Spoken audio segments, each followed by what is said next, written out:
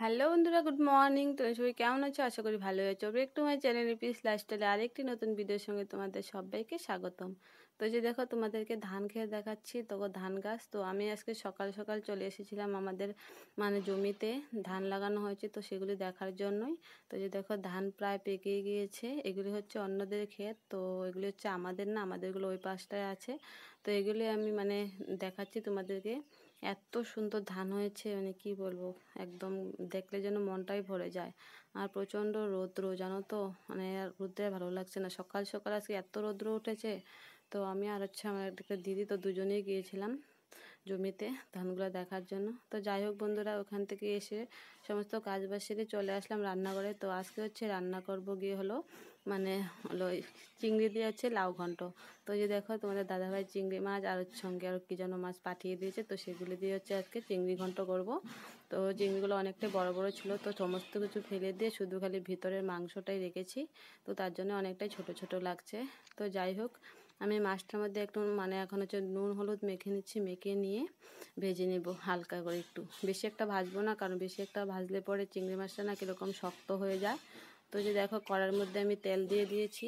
তেলটা গরম হলে তারপর হচ্ছে চিংড়িগুলি মাছকে দিয়ে দিব। তো মাছটা ভেজে তারপর হচ্ছে তরকারিটা বানাবো।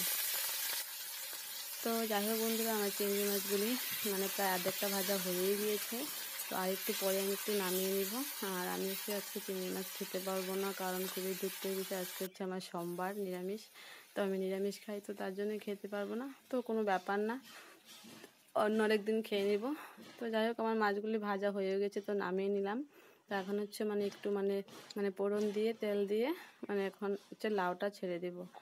তো তোমাদের দাদাভাই এখনও বাজার থেকে আসেনি, তো ও আসলে তাড়াহুড়া করতে, ওই জন্য রান্না করছি, কারণ আবার তো বাড়িতে এসে কোনো রকম খাওয়া দাওয়া করে চলে যায়।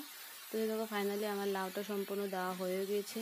এখন একটু লবণ দিয়ে দিচ্ছি। লবণ দিয়ে তারপর একটু ঢেকে দেবো লাউটা সিদ্ধ করার জন্য, কারণ আগে হলুদ দেবো না, জানো তো। হলুদটা দিলে না আমার লাউটা ভালো করে সিদ্ধ হতে চায় না, অনেকটা দেরি হয়।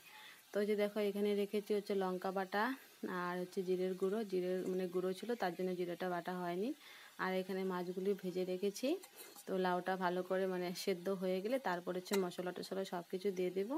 দিয়ে আরও কতক্ষণ জালটা করে নিতে হবে। তো চলো দেখা যাক লাউটা কীরকম সিদ্ধ হয়। তো একটুখানি সিদ্ধ হয়েছে, তো তার জন্য আবার ঢেকে দিয়েছি। ঢেকে দিয়ে এখন হচ্ছে সমস্ত মশলাপাতিগুলো দিয়ে দেবো। তো যে দেখো, প্রথমে হচ্ছে হলুদ দিয়ে দিচ্ছি। হলুদ দিয়ে তারপরে যে বেটে রাখা মশলাগুলো, তো সেগুলো হচ্ছে দিয়ে দেবো। দিয়ে আবার ভালো করে নাড়াচাড়া করে তারপর হচ্ছে আবার কতক্ষণের জন্য ঢেকে দেব। তো আমি রান্নাবান্নাটা এরকম করেই করি। তো জানি না কীরকম হয় কি না। তো কী আর করবো, গরিব মানুষের রান্নাঘর, তো এরকমই ভাঙাচোরাভাবেই করতে হয়। তো যাই হোক বন্ধুরা, দেখো ফাইনালি আমার লাউটাও মশলা টশলা ভালো করে মিক্সড হয়ে গিয়েছে। এখন হচ্ছে মাছটা দিয়ে দিচ্ছি। মাছটা এখন দিয়ে তারপরে আবার একটু সময়ের জন্য ঢেকে দেব।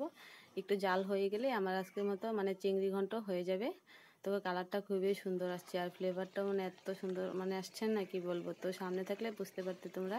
তো যাই হোক বন্ধুরা, ফাইনালি আমার চিংড়ি রান্না কমপ্লিট হয়ে গেল। তো এই যে দেখো, আমি বসে বসে এই গরমের মধ্যে চিংড়ি রান্না করছি আর হচ্ছে তোমাদেরকে দেখাচ্ছি। তো বন্ধুরা, যাই হোক, আজকের ভিডিওটা আমি এখানেই শেষ করছি। ভালো থেকো, সুস্থ থেকো, টাটা। দেখা হচ্ছে আরেকটি নতুন ভিডিও।